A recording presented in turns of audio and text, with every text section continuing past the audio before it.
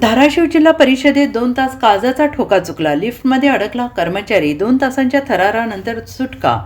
धाराशिव जिल्हा परिषदेच्या लिफ्टमध्ये एक व्यक्ती अडकल्याची घटना घडली आहे. लिफ्ट अचानक बंद पडल्याने एक व्यक्ती गेली 2 तासांपासून लिफ्टमध्ये अडकल्याची घटना घडली आहे. जिल्हा परिषद कर्मचारी आणि सुरक्षा रक्षकाची चावीसाठी धावपळ झाली. सामान्य प्रशासन विभागातील कनिष्ठ लिपिक प्रदीप कुलकर्णी असं या लिफ्टमध्ये अडकलेल्या कर्मचाऱ्याचं नाव आहे.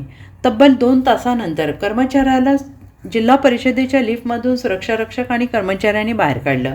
प्रदीप कुलकर्णी यांची लिफ्टमधून सुटका झाली असली तरी अशा घटना वारंवारपणे घडत असल्याने लिफ्ट धोकादायक बनलेली आहे.